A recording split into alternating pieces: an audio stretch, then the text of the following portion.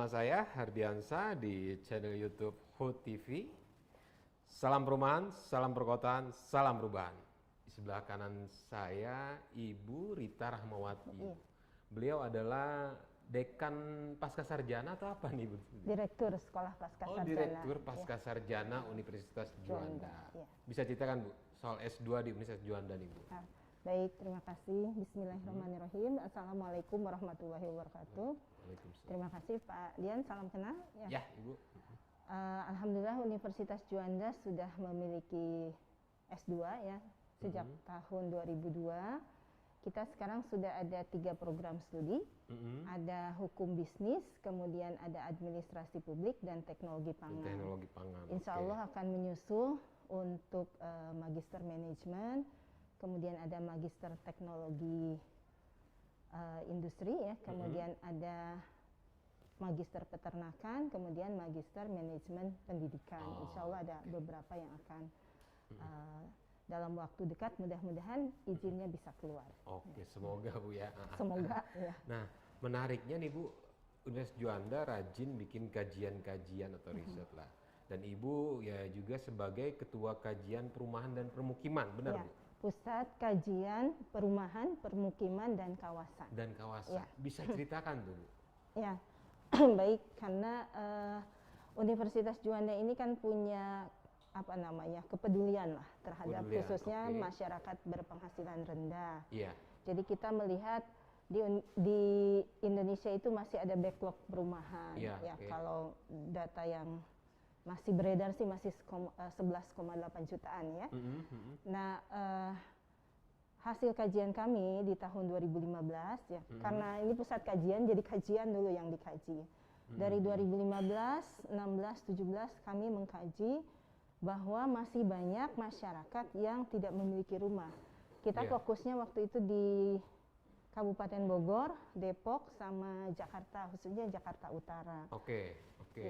Dari situ kita mengetahui masih ada masyarakat yang penghasilannya hanya 1 juta satu bulan, bahkan ada 600.000 satu bulan. Rumah yang tidak layak gitu. Ya, rumahnya Tempat tidak tinggal, layak, bukan hanya tidak layak, dia tidak punya rumah ya, tidak punya rumah. tidak punya rumah karena itu rumah sewa gitu ya, bukan rumah sendiri.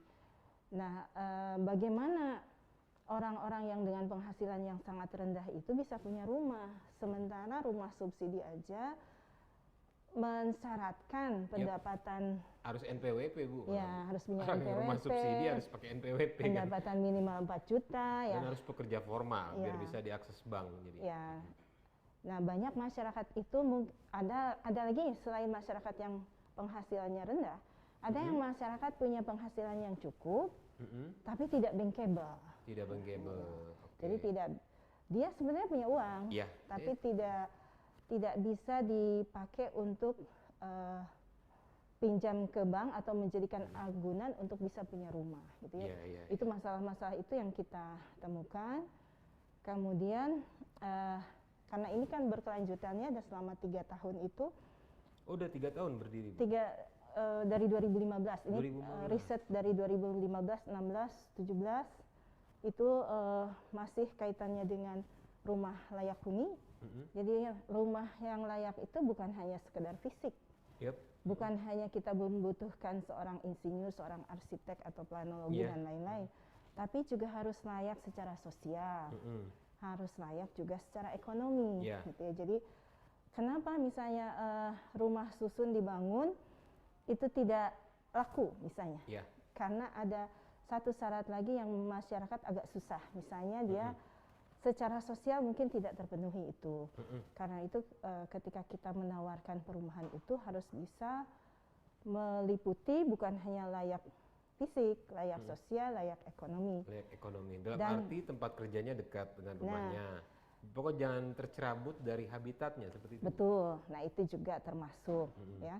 Sehingga ketika misalnya ada program pemerintah memindahkan sebuah kampung atau Iya. komunitas ke tempat lain, huntab lah katakannya, itu jangan hanya fisiknya saja yang pindah. Tapi bagaimana rumah itu supaya juga bisa menghasilkan, bisa produktif. Iya. Karena itulah mulailah konsepnya bergeser. Rumah itu bukan hanya layak, bukan hanya sehat, tapi harus juga produktif. Harus produktif. Harus produktif. Jadi indikator produktif itu apa aja sih Bu dalam? Baik, nah gini, sebetulnya ada dua hal ya yang selalu dibicarakan antara Unida dan HUT. Pertama bisa meningkatkan pendapatan. Oke. Yang keduanya mengurangi pengeluaran biaya. Jadi rumah produktif itu rumah yang bisa biayanya dikurangi tapi pendapatannya bertambah. Indikatornya seperti itu. Bagaimana bisa begitu? Misalnya dari saluran air kotor atau MCK-nya. Oke. Bagaimana dibuat komunal, kemudian itu bisa menjadi gas, balik lagi ke warga, bisa sehingga tidak harus beli gas misalnya. Dan itu warga sendiri yang bikin atau Dan dari? warga sendiri yang bikin. Oh, yang bikin warga Ya. sendiri. Tentu Konsepnya didampingin. didampingi. Termasuk bikin rumah gini. Bagaimana seorang masyarakat yang berpenghasilan rendah atau bahkan tidak punya penghasilan bisa punya rumah, bisa nyicil.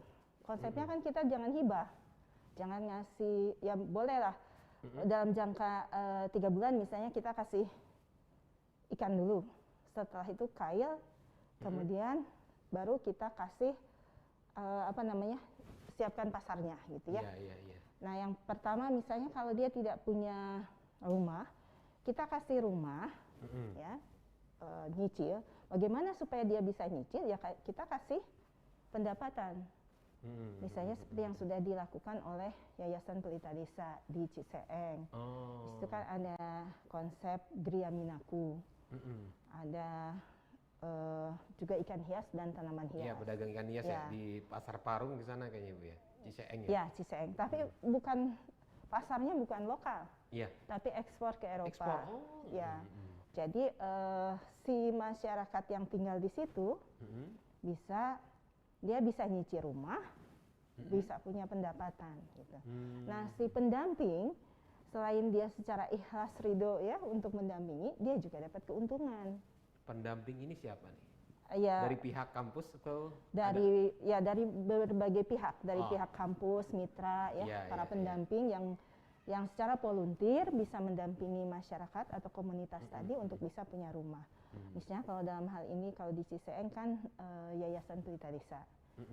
Satu contoh begini, dari yayasan ini ngasih bibit, misalnya bibit tanaman hias, harganya 1.600, dijual ke masyarakat. Di masyarakat dibesarkan dulu, jual lagi ke yayasan 2.500. Nah dari yayasan di packaging, jual ke eksportir jual ke luar. Gitu. Jadi semuanya untung sebetulnya. Berputar di sana. Ya. Ya. Bahkan kemarin sempat ngobrol dengan Pak Adi ya dari Yayasan Pelita Desa. Itu gimana kalau bikin wedding organizer yang untuk MBR gitu. Orang nggak punya uang, pengen nikah. Iya. Udahlah dinikahin nih, misalnya dengan pesta yang mewah lah, gitu ya. Bisa sekelas dengan orang-orang yang punya uang lah. Nanti setelah dari mana bayarnya? Nanti ampo yang dari para tamu bisa dijadikan DP. Nah, setelah dia selesai nikah, kan masih ada utang nih bekas nikah. Iya. Nah, dia tidak diminta bayar dulu, tapi malah dia dikasih rumah, dikasih pekerjaan di situ. Misalnya apakah nanam jahe atau tanaman hias atau ikan hias gitu. Nah dari situ dia bisa nyicil rumah, bisa nyicil bekas nikah. Jadi bisa nikah dengan layak dan kemudian bisa bonusnya dapat rumah. Dan mereka akan terima lah ya disuruh nanam jahe ikan hias karena mereka berada di habitat situ kan. Ya karena apa ya? Ya itu kan sebuah tawaran yang menguntungkan sebetulnya ya. Ya jadi cita-citanya sih bagaimana orang-orang yang nggak punya rumah ini bisa punya rumah. Iya. Karena kan rumah itu adalah hak ajasi. Hak dasar. Hak dasar, dijamin oleh undang-undang. Begitu mungkin. Nah, dengan Yayasan Pelita tadi, sinerginya seperti apa, Bu? Ya, Yayasan Pelita Desa ini salah satu mitra ya, mitra HUT dan Unida. Insya Allah kami akan tindak lanjuti dengan Community Learning Center yang sudah diresmikan Bupati pagi tadi. Nah, insya Allah bersama-sama kita akan mendampingi komunitas. Nah, karena berbasis komunitas, hanya kita tidak mempersyaratkan harus 50 rumah atau apa. Ya, Pokoknya ada komunitas berapa orang pun yang sama-sama pengen dilayani. Ya. caranya mereka yang datang. Ya, mereka yang datang atau kita yang datang. Ya. Karena beberapa kan ada yang ada juga Saya bisa mereferensikan di tempat saya ada komunitas ikan cupang nih banyak ini. Bisa boleh, gitu, Bu. bisa. Mereka Ya. belum punya rumah atau apa bisa seperti bisa, itu. ya, bisa. Ada syarat-syaratnya nggak sih mereka itu dari komunitas ini? Kan mereka nggak ada badan hukum, nggak ada ini, ya. belum ada koperasi lah mungkin paling gampang kan. Sebetulnya nggak ada syarat hukum. Nggak ada, Yang ya? ada adalah syarat mental. Syarat mental Syarat untuk mental untuk bisa menjadi bagian dari komunitas yang ingin punya rumah produktif. Kenapa begitu? Jadi ya harus, istilah kami itu mentalnya harus mental satria ya. mental satria. Satria atau mental perwira lah malah ya. Kenapa Jadi, Bu? Kenapa Bu? Dia bukan hanya bisa mengambil peluang, tapi harus bisa memecahkan masalah untuk mengambil peluang. Gitu. Memecahkan masalah untuk Mengambil peluang. Ya, sehingga jadi tidak ya namanya usaha kan kadang ada untung ada rugi. Ya. Jadi ketika rugi dia masih bisa bertahan gitu dan bisa menyelesaikan masalahnya. Untuk melakukan tadi penilaian soal mental yang sampai harus bersikap ksatria gitu kan, penilaiannya ada di mana nih Bu dari lembaga-lembaga yang akan mengurusi mereka ini Bu? Nah itu akan terlihat seiring dengan waktu lah ya, karena ketika ini dia punya mental untuk jadi pengusaha sukses atau tidak, misalnya kan seiring dengan waktu dia mampu nggak memecahkan masalah. Gitu. Ada sebetulnya mungkin pada tahap awal sih pelajaran financial intelligence gitu ya, bagaimana dia bisa melihat keuangan, bukan hanya bisa menghabiskan kan, harus juga bisa dia menginvestasikan ya, menyimpan, menginvestasikan, kemudian menghabiskan lagi. Sepertiga dari penghasilan kita untuk dihabiskan untuk senang-senang, sepertiga untuk sedekah, sepertiga untuk investasi. Ya. Oke. Nah, terkait pendanaannya seperti apa sih nih Bu? Ada Nah, iya persoalannya itu juga yang krusial nih. Udah bicara pendanaan ya, krusial Bu. Krusial. Beberapa masalah yang ditemukan adalah pendanaan. Nah, hanya untuk di Universitas Juanda, insya Allah karena kita juga kan didukung oleh Yayasan Pusat Studi Pengembangan Islam dan komitmen dari Pak Kanselornya serta Pak Rektor, untuk pendanaan ini mungkin bisa disisihkan dari dana zakat mal. Karyawan. Ya, kita karyawan kan dipotong langsung 2,5% untuk zakat. Setiap bulan. Wow. Setiap bulan. Berkah karyawannya. Insya Allah. Sehat terus buat ini ya Bu. Ya. Jadi satu dari itu. Mungkin hal lain juga kami mengundang partisipasi dari para investor, dari bank atau pemerintah daerah yang mau bergabung untuk di sektor pembiayaan. Gitu ya. Saran saya sih pemerintah daerah. Pemerintah daerah. Biar ya negara hadir jadi di situ. Nah, ya. Memang harusnya kan seperti itu. Iya. Tapi tadi Ibu Bupati tadi pagi di sini Bu. Insya Allah di sini. Karena beliau tuh alumni Sekolah Pasca Sarjana Universitas Juanda. Oh gitu. Ya. Dan tertarik dengan konsep kajian-kajian seperti ini. Tadi beliau meresmikan apa Bu tadi Bu?